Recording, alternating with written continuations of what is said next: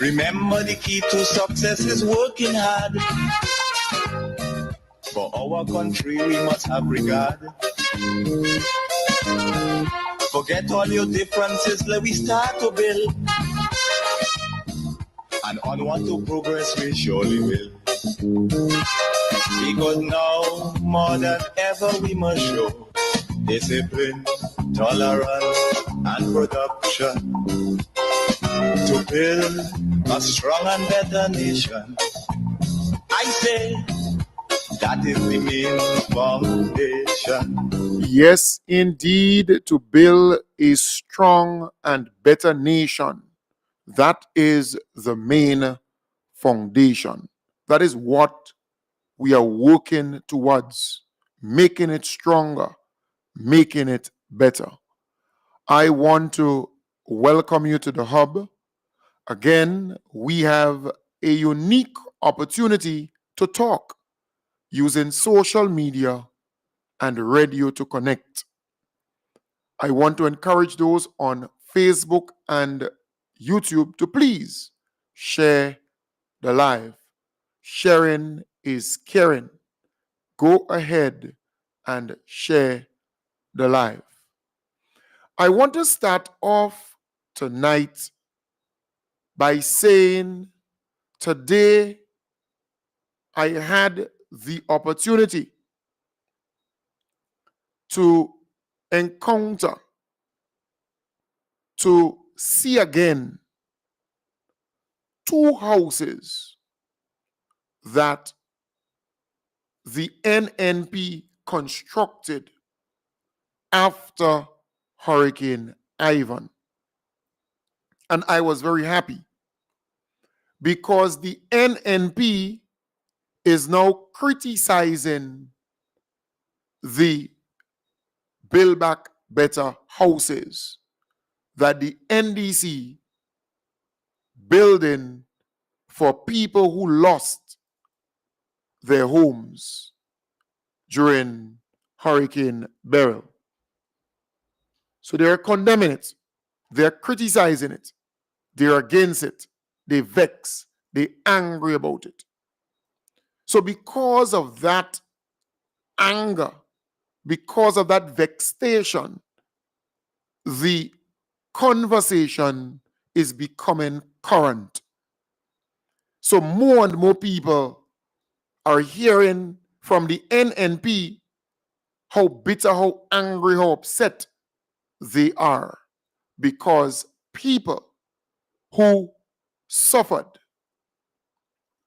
during Hurricane Beryl, who lost their homes, they will receive something good. And I want you to understand, and especially for those who did not experience Hurricane Ivan or who were very young around that time, because you're talking about 20 years ago. And the majority of people in Grenada, they're under 45. And if you start to break it down further, we can easily see that a lot of young people were either 1, 2 years, 3 years, 4 or 5 years. Some were not even on the face of the earth as yet. But I worked at Housing Authority after Hurricane Ivan. And I can tell you the NNP built back some houses, but they never added bathroom and toilet facility to it. They never painted it. They never put plumbing and electrical work in it. They never did that. They had the Guyanese who came here. They were located at different community centers, different locations around the island. And they were tasked with building back houses with kabokali, the wood kabokali. And some of the houses that were constructed by Samaritan Purse, they had the blue tarpaulins around it still, though they had the roof and the flooring, the sides weren't up. They had tarpaulins using. So some houses have pine and kabokali, some kabokali as a harder wood from scratch, not green heart. In fact, some of those ministers then, they got green heart and they got purple heart. All right? They got the real deal. And I know of some who got that because they were in charge. But hear this. Ivan destroyed those homes, those houses. And the NNP never had the vision to build back something better for the people. They never included bathroom and toilet. They left the people in the pit latrine. They kept them using the same pit latrine and going by the standpipe for water, or by some neighbor or in the river for water.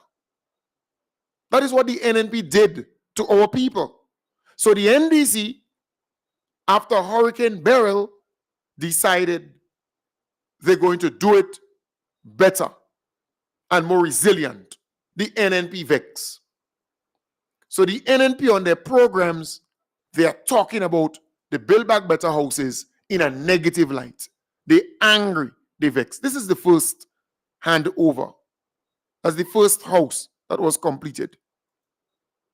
The Ministry of Mobilization, Implementation and Transformation, which is spearheading the government's Build Back Better project, on Wednesday handed over the first model home in the Limes Grandans to Miss Suzanne Crawford. The house was constructed to the tune of $85,000 and equipped with electricity and water. Permanent Secretary in the ministry, Nicole Clark, handed over the keys to the house on behalf of Honorable Andy Williams. She said the occasion should not be seen just as the opening of a new chapter in the community, but more so a celebration of resilience, of the human spirit, and collective commitment to rebuild stronger and better. Today marks a pivotal moment, a moment of hope and transformation. An occasion where we unveil the Build Back Better project initiated in the wake of the devastating Hurricane Beryl, which struck our beloved Tri-Island state on July 1st, 2024. We all remember the brutal impact Beryl had on our lives. The homes were lost, the families displaced, and the fear that gripped us in those dark days. Many of us felt as though our lives has been ripped apart. But today, we stand in defiance of the storm and any storm that may come our way in the future. For we have learned an invaluable lesson. When faced with adversity, we rise. The Build Back Better project, P.S. Clark says, represents much more than bricks and mortar.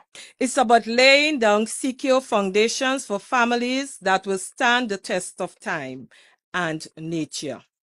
This project was designed with a mission to ensure that families in Grenada, Carriacou, and Petit Martinique not only have homes, but have homes that can withstand the fiercest of storms that may come our way. Through innovative construction techniques, including the use of concrete framing and parapet roofs, we are paving the way for sustainable disaster resilience home. An appreciative Miss Suzanne Crawford expressed gratitude to the government and people of Grenada for her new home. Thank you to the government of Grenada and to the Minister of Implementation for allowing me this beautiful home for my small family and I. I truly appreciate it, and I tell you, we will surely take good care of it. Once again, I say thank you.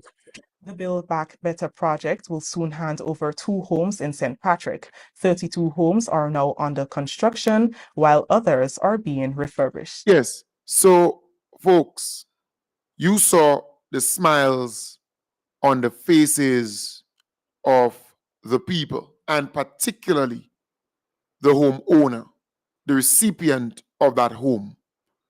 It was genuine. It was soul deep.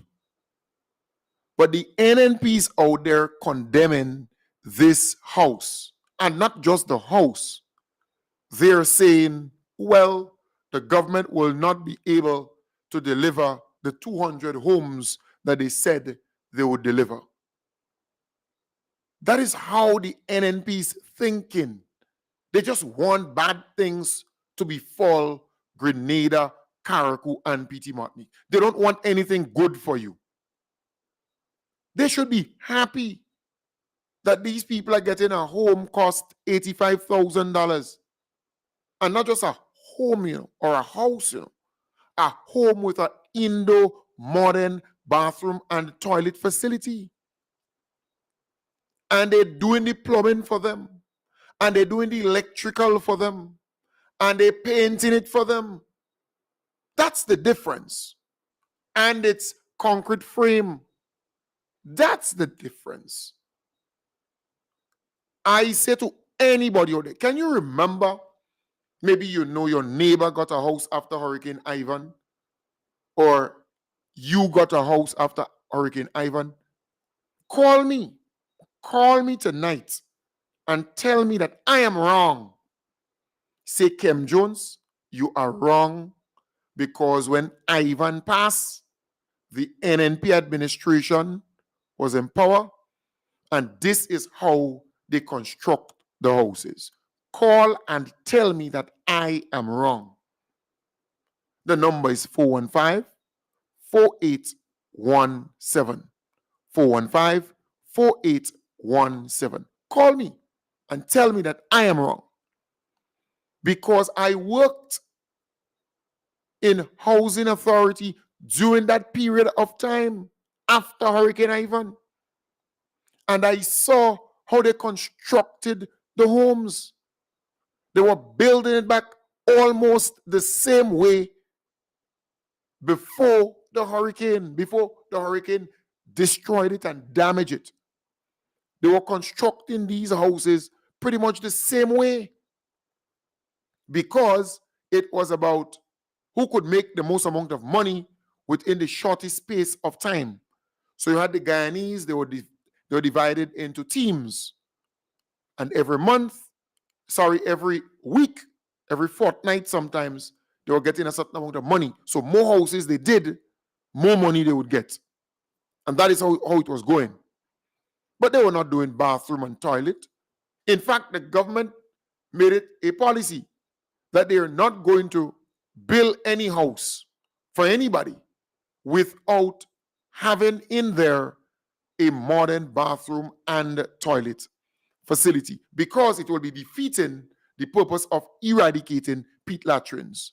And you have 8,715 or so people still using pit latrines. So I am saying, if you are out there and you're listening to me and you want to call and say, Kem Jones, what you're saying is incorrect, it is a lie, call me and tell me, because I would love to hear from you. So I am saying the NNP should be the last to be condemning the Build Back Better homes. They are not just houses, but homes. Do you know what is the difference between a house and a home? The people who know should tell you. You're at peace. You don't have to leave in the night and go outside and use a pit latrine, or come from work late and having to go and use the outdoor bathroom. Or you're in that house and you're using candles or lantern. You're in that house and you have to go by the standpipe to get water, pipe-borne water. You're in that house and every time you leave it and you go outside and you look at it, it's unpainted and you have an issue. It's having a psychological impact on you. That's the difference. And somebody needs to explain. That's the difference.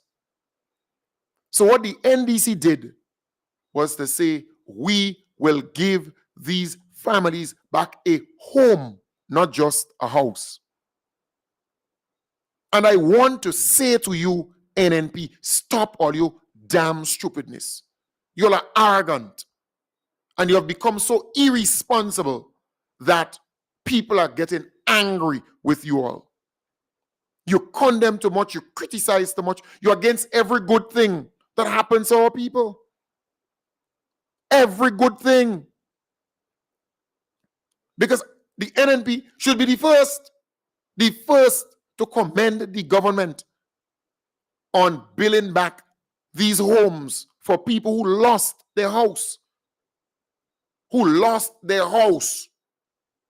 billing back these homes for them. Cost $85,000. But the NNPs out there condemning and criticizing. But the reasonable thinking Grenadians, the conscious-minded Grenadians, they are now zooming in. They are now focused. And in the little conversation that they're having, they're observing these things. That the NNP has become so bitter, so angry, so jealous, full of hatred and malice that they could see nothing good happening in this place. Even if their family member is a beneficiary of one of those homes, they will still be critical of it. What is wrong with these homes that the government is constructing for people who lost their house? I want somebody who is brave enough tonight. I ask you the first question. If you believe what I am saying about the houses that the NNP constructed after Hurricane Ivan is incorrect, what I'm saying, call me and tell me so. The number is 415-4817. 415-4817. And I'm giving you another task. Tell me, you have seen the homes. What is wrong with it? Why the NNP have to be out there bad mouthing it? You know, criticizing, saying all manner of nastiness. Hello? Hi, Kim. Good night. Hi, good night. How are you doing? I'm great, thank you. What you're saying about the houses is true because during Hurricane Ivan, my mom lost everything she had. They had to stay by a neighbor. They got back a house and it didn't have anything in it. My brother had to build a bathroom and put water, run the electricity and paint it, everything. So you're right. Thank you very much. Thank you. you. Right, so as the first caller, confirming what I said, confirming what I just said. And I challenge anybody out there, if you believe what I am saying is incorrect, call and challenge me. Because the NNP did construct some houses after Hurricane Ivan, and quite a number of houses after Hurricane Ivan. But they did not retrofit these houses. They did not build them with concrete frame so that they could stand up to, hurricanes or storms. They could be stronger. They did not put bathrooms and toilets in there. They did not do the electrical work and the plumbing work and the painting and so on. No, but again, remember, the NNP always see people as poor and vulnerable. So everything that they do will reflect that. And that's the reality. If you care about people, if you love people, if you appreciate people. Good evening, caller. Good evening, Mr. Jones and the family. How's your child? I heard him this morning. He sounds real beautiful. My You are children, they're 100% okay. testimony. I'm testifying that you are 100% true, that you're right. I came and helped my mother put the house back where the neighbor helped my mother, and the house is leaking. I still have a problem with the house. I called and still haven't got it fixed, but I did fix it after Hurricane Ivan. And you're 100% right. But I wonder if someone can help me now with the leak the last couple of days. Who can I call to get that help? Well, what constituency you're in? South Central. I contact Andrew and I haven't gotten any response Who's from him. Andrew? In the South Central St. George's. He's acting Oh, minister right now, it's to speak. Andy? Yeah, Andy. I'm sorry. Oh, you contacted Andy. Right, Randy. I'm sorry. Right. All right. So, like I did put us back right. together. So what you need to do is to go to the constituency office. Yes. Well, I contacted them and they said they'll get back in touch with me. Right. So they will get back in touch with you. You're in a good I hope so. constituency. I thought you were Okay, actually in Keith Mitchell's constituency, and I was about to tell you that you may never get assistance from that MP. So true. You're right. So keep the hope alive, my brother. Okay. Take care of your child. Bye. Yes, ma'am. Yes. So children. I have 2 daughters. All right. But thank you. I know you're referring to Zoe. I know. All right. She's the one who always in here giving some problems and trouble, but nice trouble, good trouble. All right. Zeli, when she was younger, she was more quiet. She used to always be in the studio, that kind of thing. All right. Nice. All right. So someone was calling. Somebody tried calling besides that last caller. All right. So that person was trying to call. All right. Maybe you could try calling the person. And if they answer, we're going to entertain them. Yeah, I would love for somebody to say to me, nah, boy, Kim Jones, what you're saying is not true. Because for me, I believe in facts. You see, I worked in housing authority during that time. So I know what I'm saying. And people can attest to that. All right? Hello? Hello? You tried reaching the program, Kim Jones? Yeah, Kim Jones, the house MNP Seville was Jupa, was not house. Or they were Jupa? Yeah, it was Jupa. That was not house. What is Jupa? What is a Jupa? Okay, you ask any farmer what's a Jupa. Oh, that's what you build in the hills? You know, you build in the garden when rain comes and say you can shut it down in it. There's a Jupa. Okay. All right. Nice. Great. Thank you very much. There, English. Thank you very much there. Again, the number 415-4817, 415-4817. Yeah, because I don't understand why the NNP is angry and vexed and bitter and condemning these houses. They're well built. And they're built with love and given to Grenadians, given to our people with love. They're different. Right? When you look at the house, you want to live in it. It's done well. The NNP condemning everything and anything.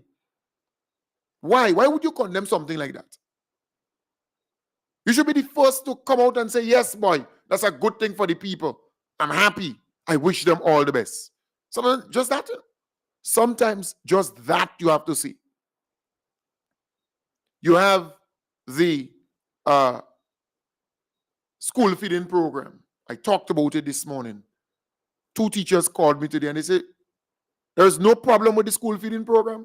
And if there are teachers out there or principals out there, right, or cooks out there who want to call and say, hey, Kim, well, the school feeding program by me, bad, you ain't good, you have a problem, you have this, call. I would love to hear from you on that because it seemed to be a parry, as one would say, quote unquote, a parry of the NNP to have pundits out there making people believe that the program is so bad and that there is a lot of problems and schools are without this and without that. But 2 teachers called me today and they say, Kim Jones, That is not the case. Yes, it's not a perfect program, but the students, the 13,000 plus students, they are getting fed every day. Things are happening for them. But the NNP is out there criticizing and condemning the program. Then you have the free tuition policy. Today, I spoke to 2 individuals at TAMCC. And they said to me, this talk about high dropout rate is a lie from the pit of hell. That students are coming to school and they are graduating from college. I spoke to one person in New Law and they told me a similar thing. So the young people and the people they are benefiting from those programs, but the NNP on their platform condemning and criticizing it and have all kind of nasty things to say about it. And again, I challenge a parent. You call, tell me that that program is a failure.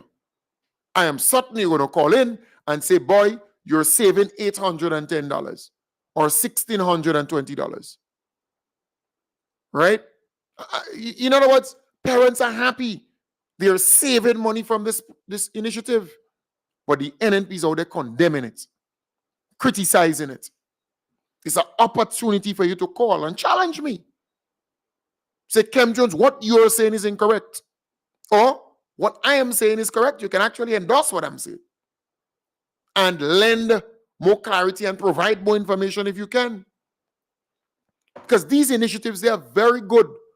They're helping our young people. They're helping single parents. They're helping parents generally. Easing up the burden on parents. They're happier. And we have to acknowledge that.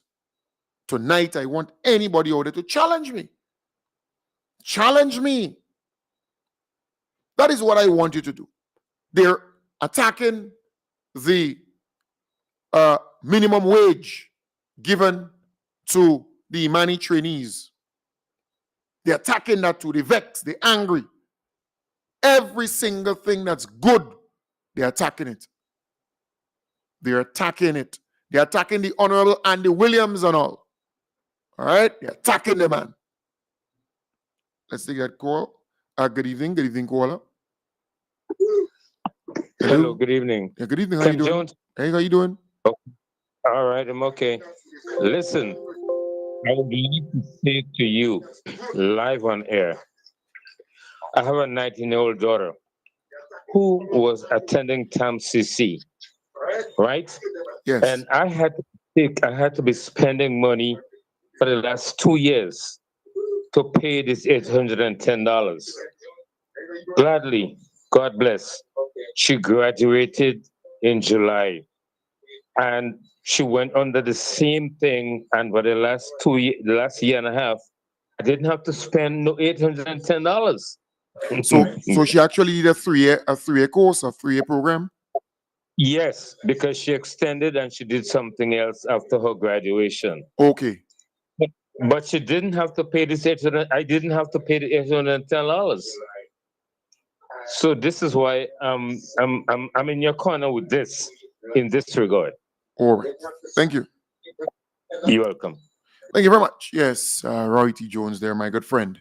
So, look, parents can attest to how the free tuition policy benefited their children and the household, because that $810 that they had to find somewhere, they didn't have to find it. It was all okay. Good evening, caller. Hey, good night, Brother Kem. Hey, good night. How you doing? Brother Kem, I'm calling from Carriacou. I don't want to disturb your program. I'm very sorry if I'm disturbing your program, but I just want to recognize something important. You listening, Brother Kem? Yes, I yes. hope your listeners listen as well. I have encountered something so beautiful in Carriacou tonight. I was driving on the Lauriston area, but I was going down. So I was going down from the stadium, go down to Leicester, go down to Hackney. But before I reach quite there, after I passed the stadium in Lauriston, I reached to the hump. And when I reached a little closer to Paradise Beach, I saw lights on the beach. Kem, I was so amazed. Right now I'm still amazed. I'm elated right now. When I saw lights on Paradise Beach camp, it's just touched my heart. I'm sorry if I disappoint the program. I'm sorry, No, no, but you're like I not said, disturbing. You're not disturbing. I just decided I had to call and air tonight and let the people know, let your viewers know that there is lights on Paradise Beach in Carriacou. There is lights on Paradise Beach now. 20 years ago, there was no lights. Now that there's light, there's people and foreigners that came, come in Carriacou, come and go, vacation, whatever, etc. They come and they go, but now they can come back and experience lights in Carriacou on Paradise Beach. And it's a proud moment. Right now, people can be able to access the beach in the night. Because before, people go come on the beach and they go leave like for 6 o'clock. Because nighttime falling and the whole place dark, so they can't see nothing. So right now, it's better. They could stay as long as they want because you have lights until morning. You know what I mean? So, but again, I'm happy. I'm sorry that I disturbed the conversation, but I just had us to No, come no, on no, here. that's I okay. just left. And if people want to see it for themselves, I did a video, so people can check out my Facebook account. It's MC Ghost. So if they want, they can check out my Facebook account because I did a video with the lights to showcase it, So Right. people can check it out. But it's a proud moment. Since I know myself as a youth man growing up, and Paradise Beach I've never seen light. Now Okay. there is lights, and I'm proud. All right. Brother Thank Kim, you. One thank love. you. Great. Thank you, Brother Kim. Yes, and the government is actually putting solar lights in those hotspots, right? Tourist hotspots, which is a really good thing. Grandans Beach, Bathway, Paradise Beach, one of the best beaches in the world. So they're doing that across the island, and it's solar, cost effective, and we just pray and hope that people will care it and not destroy them, right? Because they're not as tall as the street lights, as we call them, on the post or the pole. They're not that tall, but again, we have to care them. We have to monitor. But some of them they have cameras and things on them, so that will help in some areas. All right. But I'm simply saying thank you very much, dear caller. You didn't disturb anything. All right. Good things are happening, and once you can talk about it, we applaud that. We applaud that. But again, I am challenging the people out there. Tell me, you experienced Hurricane Ivan. You saw the houses that the NNP built back. They never had the vision to include in it a bathroom and a toilet, much less running water. They did not even paint the thing. They did not even do plumbing or electrical work in the thing. That is what they were doing. So they put people right back to where they were before Hurricane Ivan, or even worse. The NDC, this time around, is saying, no, we're going to lift your standard. We're going to better the thing for you. We're giving you something good. Something good. Look at the houses. Well painted.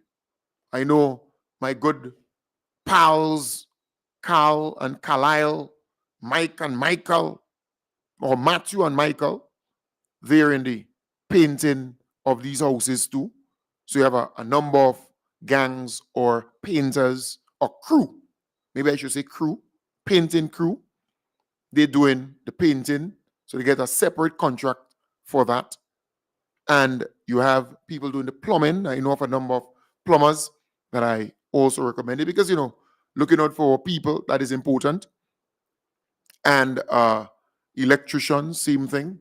So I could tell you that we have a lot of people at work. Only today, me and my neighbor was laughing because she's trying to get 2 people to come and do some work for her, and she can't get them. They're working. People are working. Young men and even women, they are working in the construction industry. Plenty work taking place. Carriacou, St. Patrick's, St. Mark, everywhere. Tongue, St. George's, St. George, right? St. George's as the capital. St. George is the parish. St. David, St. Mark, St. Patrick, St. John, St. Andrew, I mean, people are at work. And that is why when Keith Mitchell and the NNP pass in certain places throughout Grenada, they realize that the blocks are empty and that there is little or no idleness in the place. But then they consider that as though nothing is happening because they want to see guys on the blocks. They want to see people in certain places doing nothing. They're accustomed to that. So I am saying it is a good time for Grenada. Things are happening. That is why they're criticizing the Honorable Andy Williams, our acting Prime Minister, and the Honorable Andy Williams not even bothered by them. You hear me? Not even bothered by them. He was in River Road, checking on the people who are affected, seeking to find solutions to their problems. On Wednesday, our news team returned to the River Road community in St. George, where the aftermath of Tuesday's relentless downpour and flooding was evident. Vehicles, including those parked near the National Stadium, were heavily impacted. Another vehicle, which was parked near the St. John's River, which swelled and burst its banks, was swept out to sea. Homes, businesses and schools in the area were also affected. Our news team spoke with one of the residents who left her vehicle parked along the street near the river. She disclosed that she was unable to return to have her vehicle removed before the flooding began. I left it here to go to court yesterday. I parked the van here, hoping that I would come out on time, but I didn't come out on time. When I came, it was full of water. Right now, I cannot move it, so I'm trying to sort out what's going on with it. And I would like to get some help. I don't know if I will get help, but I'm presently unemployed. I hope I will be getting a job shortly, but I thank God that everything is okay with it so far. It didn't go down in the sea, and I'm alive. I thank God for life. Another resident and business owner in the area shared the impact of the flooding on his shop, the likes of which he has never experienced before. Well, the water came in my shop, and it reached all in the back to my storeroom. It reached all in the back, all by the toilet in the back. The water was like this level in the shop. We had the sandbag in front here, but the sandbag was no use because this is the height of the river. And this is the height of the river here. This is where the river reaches, right? And so it must flood back inside it. And all my other storeroom, all the dirty with mud and thick mud, you know. The good thing about it, at time, unplug my refrigerators and them. Unplug them from the main switch. So the motor wind damage and whatever. Our news team caught up with Acting Prime Minister and Minister for Mobilization, Transformation and Implementation, Honorable Andy Williams, who conducted a walkabout in the community, assessing the damage and meeting with residents in the area. The walkabout today is basically to assess the damages that was done yesterday through the rainfall that we had. And it's not just about the infrastructure, but also to meet with the people, to hear from them, and to see what we can do to assist them in any way possible. So we are talking to some of the shop owners and some of the folks and so who live on the low levels, and they were expressing to us in fact that the water was all up in their area, and first time they have seen what they saw yesterday in terms of the extent of the water. So we have some folks who lost the fridge and so that they use in their business, the stove, the wares and furniture and all these things. So we're going to see what we can do. We're not promising anything, but we're going to see what we can do to assist them. While River Road has seen flooding in the past, Tuesday's event is described as the most severe in recent history. Weather experts attributed the heavy rainfall to an intertropical convergence zone, or ITZZ, which affected the entire state of Grenada. Right, so folks, thank you very much there, MTV. That's a really nice piece. Really nice piece. But here it is. The Honorable Andy Williams on the ground, assessing, speaking to people, listening to people who are affected, and seeing how they can help. But there was an interview done with Peter David. You hear me? And just the blame game and what could have happened and what should have happened and what didn't happen and what That's how they're functioning. So Peter on the other side, in an interview, well, they need to finish this River Road project that the NNP started, and the reason why all this flood took place was because of that. And that, Peter David is out there making all kind of excuses and blaming, but that's how the NNP operates. No solutions, nothing whatsoever. They go on the ground, it's just showmanship, just to show people that they're there. They're not bringing anything to help these people. Peter David and Keith and all the others. No. But I can tell you, Andy Williams is the action man. He go get the thing fixed and he go get it done. He's going to bring help for these people. And that is what they can't stand, That is why they're attacking him and they all kind of bad things to say about him. But you ain't worrying with them. You ain't bothering them. The man never studied them, And that is what is bad, That is what is bad. You think it's easy that you're attacking somebody. You say all kind of things about them. And then bother with you. They ain't telling you nothing. For example, somebody quarreling, say all kind of, and you just stay quiet. You're quiet. You're in a relationship, and the woman, yap, or the man, and then you ain't saying a word. That is worse than you opening your mouth and say something, The minute time you start to say, you can't win that. So hush your mouth.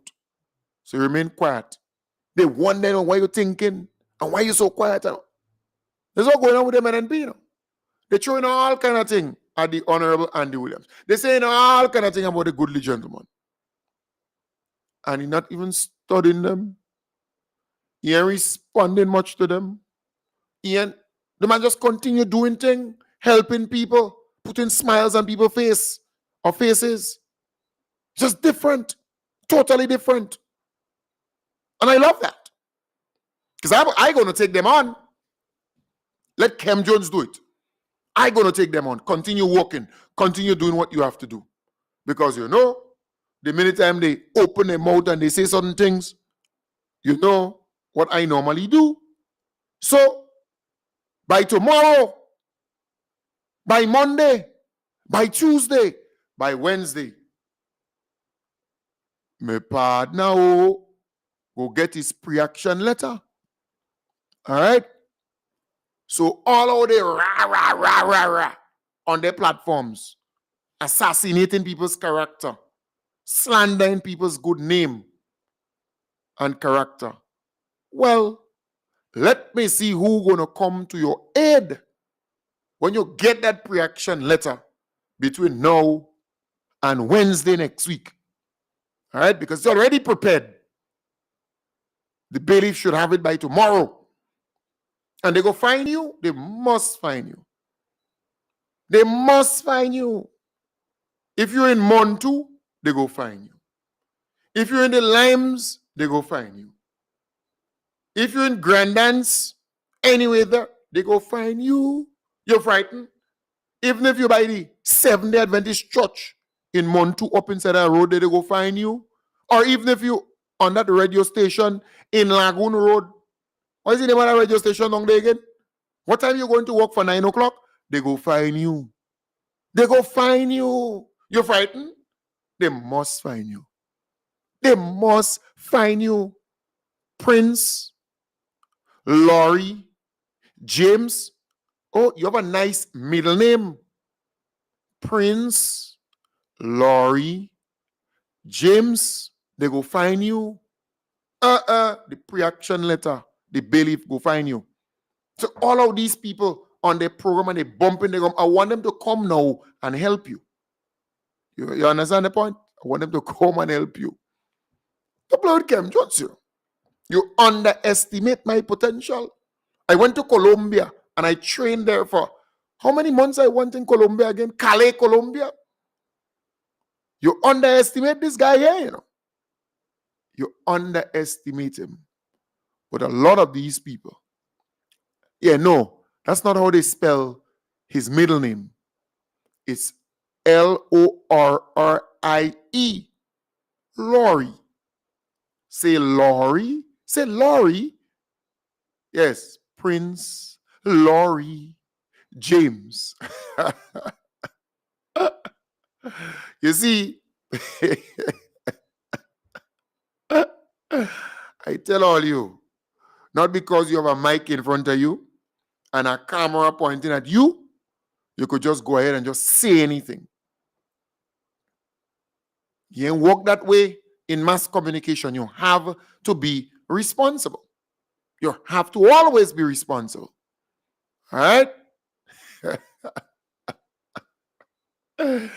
Don't worry. Be happy. Yeah, the bailiff looking for you. You frightened? Mm-hmm. Yeah, let them help you now. Let them come to your aid. You see, I am not an attorney at law, but I am legally minded. I am not a legal luminary, but I am knowledgeable about the basics in law. All right? Yes, because I spend my time reading, researching, and understanding this thing to a T. So not because you have a mic in front of you and a camera facing you, it means you should just go off on a rant and say all kind of things about people because you will be made to pay. All right? I've been in this business almost 11 years. There are people who tried to sue me, but they just couldn't make it because I've always been in the right. I use the right words to describe certain things. I say certain things, but I am very knowledgeable of what I'm saying, and I use my words properly. I don't try to character assassinate or, maybe I might use a little satire, make the thing a little more lively and more vibesy, for want of a better word here. But you have to know, it's a fine line, fine line. Can't just go and say things about people so and try to destroy their good name and character like this. You're mad or what? You're mad. And here it is. When the pre-action letter come to you, or to you, or to you, just as an example here I'm giving, even if you ain't pay now, right, or you decide you're not going to settle, then you go to court and you lose, then you may pay more. And then, if you believe you ain't paying, then your assets could be liquidated. In other words, they hire somebody to search for anything you have, anywhere.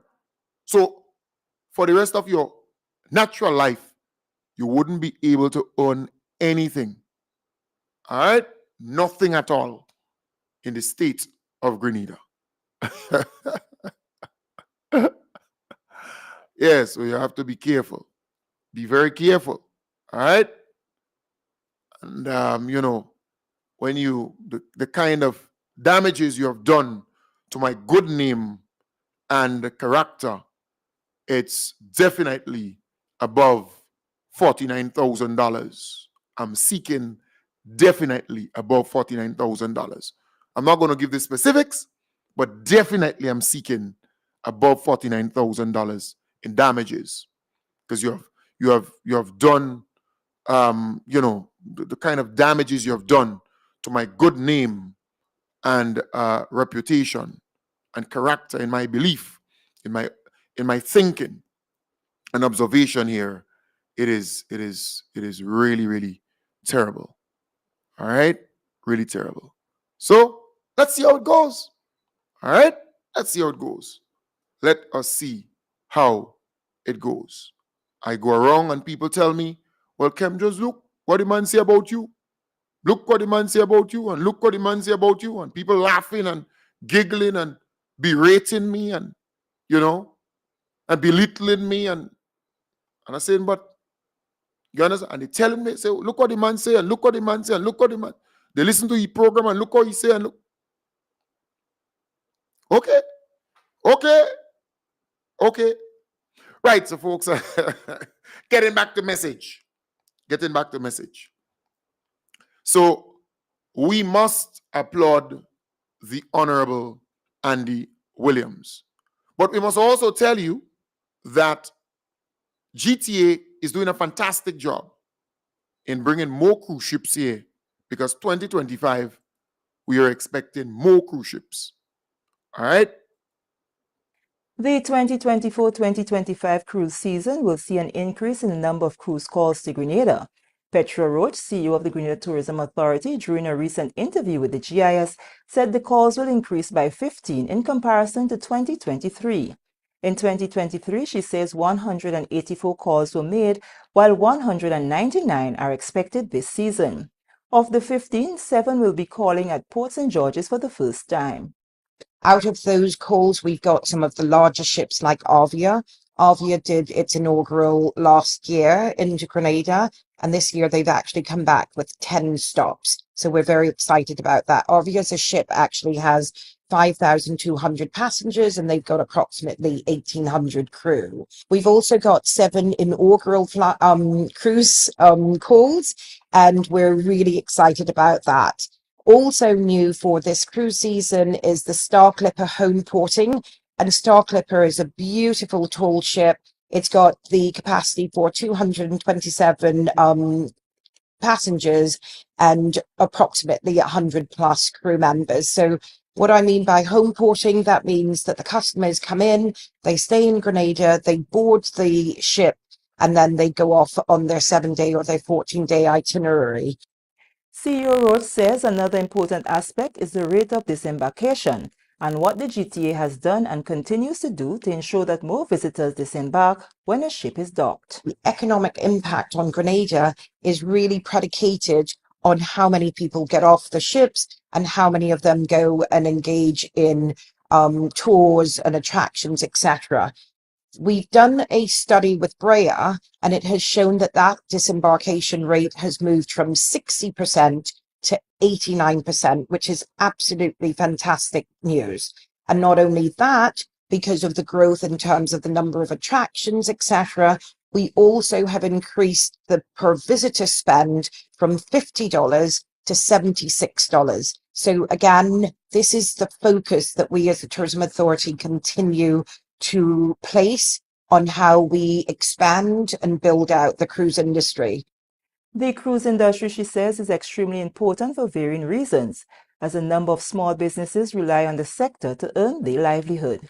Especially the taxis, the restaurants, the vendors, who really depend on this visitation. And again, because of the sheer numbers, we know that the impact of the this industry is going to be very good for the economy. However, we do everything with a very judicious mix, because ultimately long stay visitation is where we get the majority of the economic benefit. So again, we have seen a significant increase from that market as well, where we've grown to almost 194,000 we'll finish the year at. Roach says, all in all, GTA continues to work with stakeholders, including Grenada Ports Authority, which is working assiduously to ensure the maritime single window will be implemented in Grenada in 2025. Yes, so that's very, very good. That's good news. I love good news, because we have so many people who depend on the tourists coming to Grenada. And another good news, we have a direct flight from Guyana to Grenada, Grenada to Guyana. Stacey Rahaman, founder and CEO of Visit Guyana, a destination management company, says the GTA's tour operators marketplace is a welcoming initiative that allows for stakeholders in the industry to network and create the right connections for marketing various destinations. Rahaman says while this is her second trip to Grenada, it's her first attendance to the event, which is happening at an opportune time, as December 1st will see the start of Inter-Caribbean's direct flight to Grenada. Guyana is largely known as an ecotourism destination. So, and we're an emerging destination as well as far as tourism offerings. So with regards to Grenada also being very, committed to sustainability as far as your product, we have a lot of things that align. across the tourism value chain. So to answer your question, people coming to Guyana, visitors coming to Guyana, as well as persons living in Guyana, also have a lot of interest in nature and immersive experiences. So definitely with the straight flight, persons in Guyana will be interested in coming, but also because of the differences between the destinations. So we don't have blue water and white sand beaches. A lot of people in Guyana looking for a unique and different experience. And the fact that the flight time is so short, they will want to come over. Rahaman says from her knowledge, there are a number of Guyanese nationals who are interested in visiting Grenada for all the amazing experiences that are talked about that they didn't have back home. Because of the oil and gas industry, we now have a lot of business travelers who are coming to Guyana, who are servicing that industry, who also want to do interregional travel. So definitely the new flight between Guyana and Grenada, that's another opportunity for them to be able to consider destination Grenada as a place to visit, to see and be able to sample, the food, the cuisine, see your beautiful beaches, the hospitality and warmth of the Grenadian people.